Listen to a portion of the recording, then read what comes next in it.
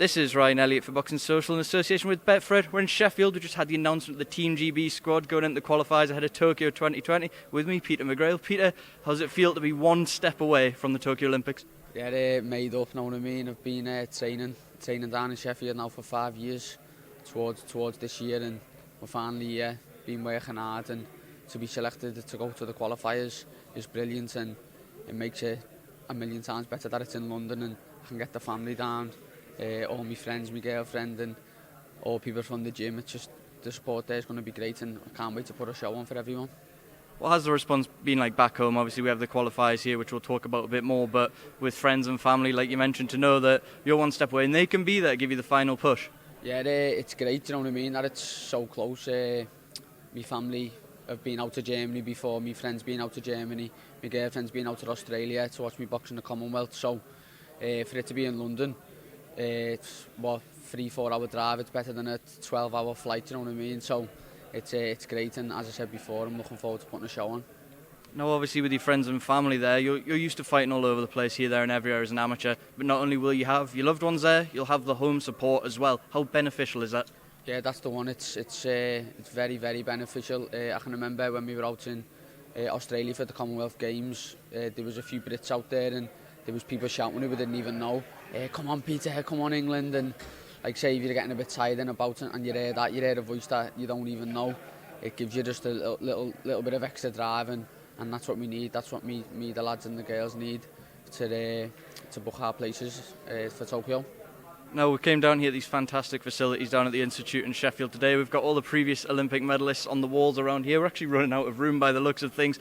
How much of a lift does that give you when you come in here every day to these state-of-the-art facilities, a world-class setup, and see all these guys before you who've been there and done it as well? Yeah, it's great, you know, to walk in and look see at the medalists that they've had in the past is amazing, and it shows that what we do up here, it's good and it's bringing the results in, and as you said, the facilities we've got here are great and we're making the most of it. We've got the altitude tents, we've got the best strength and conditioning gym you can get, we've got brilliant coaches, brilliant support staff, and it's all going to come together nicely for the team, and we'll definitely be bringing a few medals back from Tokyo. I was about to say, this does look on paper a special group of fighters that you're a part of.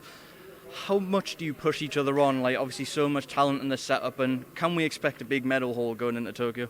Yeah, 1,000,000%. The past 4 years at the majors, the Europeans and the Worlds, we've been breaking records, the medals that we're bringing back, and the lads are only getting bigger, better, stronger, we're getting more experience behind us, and each training camp that we go away, it's bringing the lads closer, and as I said, we're here now, Tokyo's on our doorstep, and the lads are just pushing each other on and training, everyone's making sure no one's cutting corners and everyone's behind each other, and it's going to be great once we get everyone books the place at Tokyo at these qualifiers in London, and then we can just push on then and work towards the Olympics. Appreciate you've got that one final hurdle in London, but how does this feel compared to going towards other major tournaments, the Europeans, etc.? This is the pinnacle for pretty much any amateur ever, the Olympic Games. Has it felt any different to you, even though we're still a few months away and you've got that one last hurdle? It hasn't felt much different to other tournaments, like, to be honest. Maybe it might feel different once I get out there in Tokyo, but I just take any fight as it is, even if it's a club show or whether it's an Olympic final. Someone you want to win, you want to put on a show for everyone who's watching, you want to showcase your skills, show everyone how good you are, so it's not that much different. I'm just looking forward to all the family being there supporting me, and looking forward to the country getting behind me and for me to book my place at Tokyo. Now one man here, McCRACKEN, has sort of been in charge of the development of this programme for just over a decade now. He had a successful 2012, a successful 2016. It looks like he's going to have a successful 2020 as well. How important has that man and everybody around this setup been for you personally in your development? Yeah, I come on the squad in 2015 and I went out to Rio just to help the lads spar, Kej Ashfaq and Ali and Cordina, the lads around my weight, and it was great for me to go out there. Obviously, once I was out there, I was gutted that I weren't taking part, but I always thought that I'm going to stay on for Tokyo, and throughout the last 4 years I've had medals at all the majors I've been to, and that's down to all these coaches here, the likes of Rob, Lee Pullen, Dave Alloway, Paul Wormsley, Gary Hale, all them have developed me along the way. When I'm making mistakes, they've corrected them.